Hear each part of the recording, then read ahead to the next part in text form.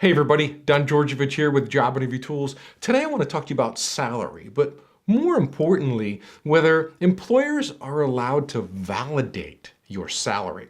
I recently had a subscriber write in and he's like, hey Don, I had a job offer and they're asking for my previous paycheck from the last job that I had so they can validate how much I was making. Are they allowed to do that?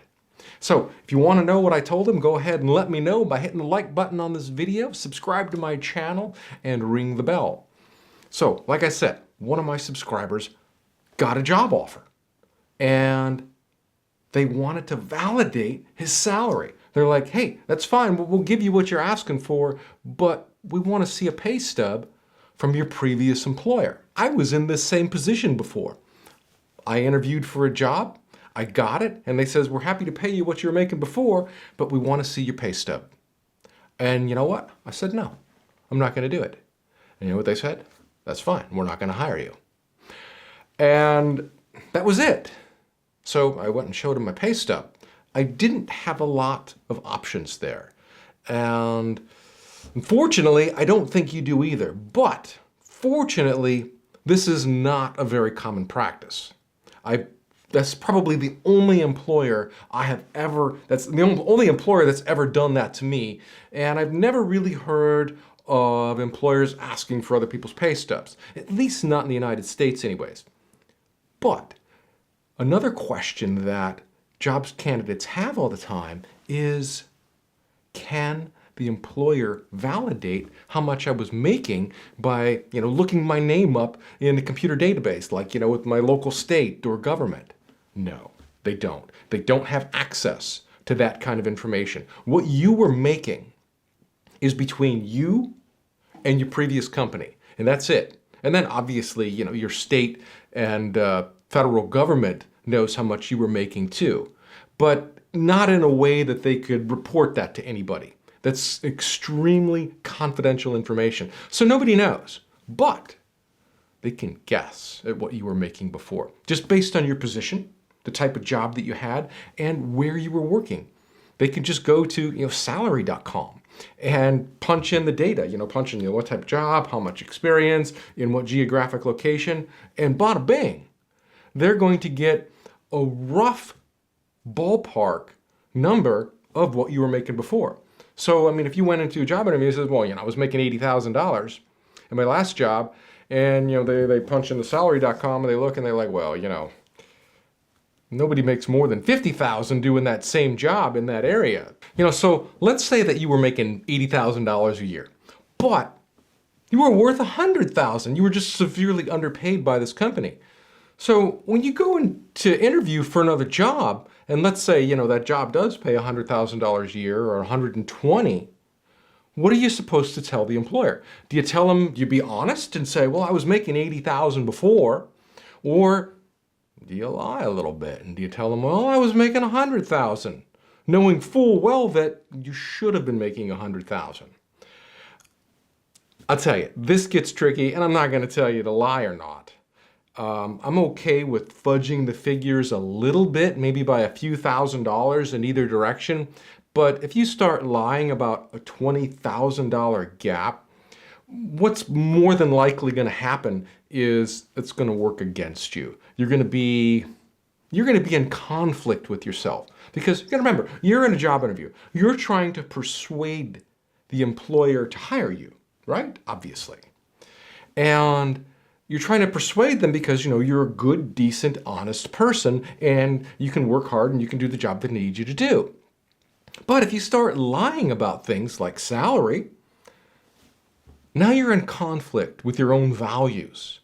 And what's going to happen is that's going to work its way through your body language. So anytime they ask you, what you're making, be like, oh, I was making $100,000. Or, you're going to have some little twitch every time they ask you about salary. You're going to look away because, it's a lie.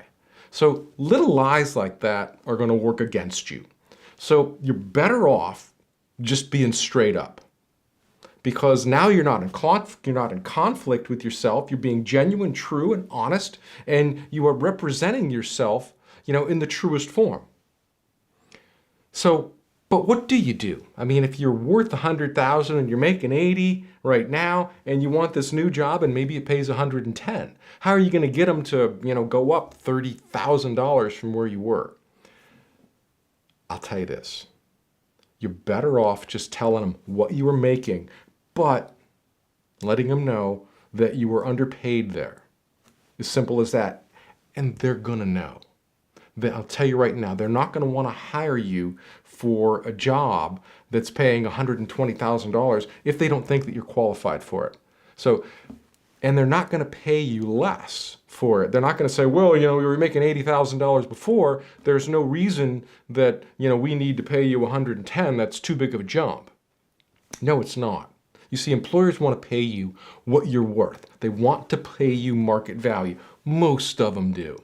I know some of them might try to take advantage of you and get you on sale and get you for a low dollar amount, but they know that if they hire you in for a job, at $80,000, even though it's worth $100,000, they know you're going to leave. You're going to quit.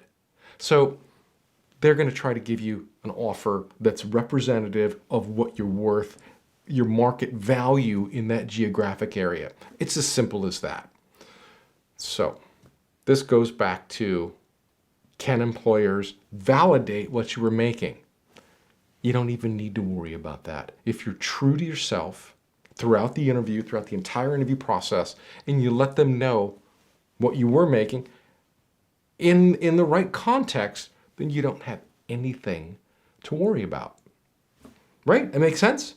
Now, to set the stage about salary, one of the things you need to do is address salary concerns up front.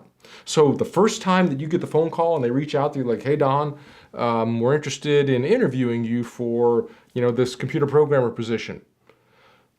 Right there, that is the time during that phone call, after you find out if position is interesting to you, ask them if they have a salary range in mind for the position. You want to start talking salary from day one. Because, let's say you're making $80,000 and this company calls you up and said, we're interested in interviewing you. And they say, this job only pays $50,000. You're probably not even going to want to interview with them. So that's why you want to address salary concerns on the very first interview, which is usually a phone interview, or maybe not even a phone interview. It's just the first contact where they reach out and they're like, hey, are you interested in this position? If you are, would like to schedule an interview.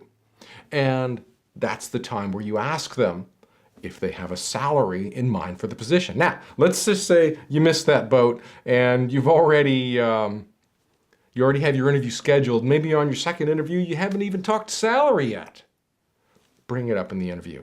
It's usually the best time to bring up salary is during the end of the interview. Like when they're like, hey, do you have any questions for us? And you wrap it up and you close it. That's one of the times to bring up salary. But let salary be the last question you ask. So when they have questions, do you have any questions for us? Ask them other questions about the job. And then let your final question be, well, I'm really interested in this job. Do you guys have a salary range in mind for it? Just like that. Don't ask them what the job pays. Ask them if they have a salary range in mind for the position. And then they're either going to say yes or no. And usually they're going to say yes, and they're going to say, yes, we do. And it's between $120,000 or $100,000 and $120,000. And then they might come back to you and say, what range are you in? Or what were you making before? Hopefully they just ask what you're looking for. And if they say what you're looking for, you can say, well, I'm looking to make about $110,000. If they ask what you were making before, then say, I was making $80,000. And leave it at that. But say it confidently. Don't say, I was making $80,000. Say I was making $80,000. Be proud of what you were making before. And then say, and I'm looking to make more of a significant jump. I've been a little underpaid over here. Now, you got to be careful. When you say you're underpaid, they might be like, well, why were you underpaid? Maybe you weren't working very hard. Maybe you didn't deserve a raise. These are all possibilities. And these are the things that might be going through that employer's mind. So If you're going to use that, if you were underpaid, tell them, the company, if this was true, I mean, whatever your situation is, I'm just giving examples here, but, tell them that the company, wasn't making their profit margin that they needed to make. And so all raises got put on hold for everybody.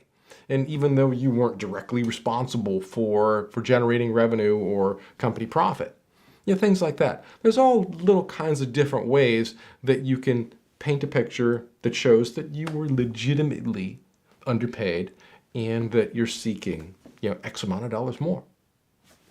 Does that work? Does that help you, my friend? I hope so. So, your next interview, make sure you address salary first.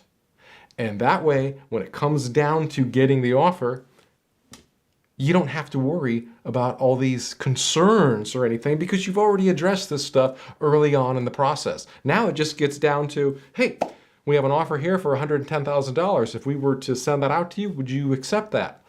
You say, yes, I would. And that's how it's done, my friend. Now, that's all I have for you today. But before you go, head on over to jobinterviewtools.com/top10.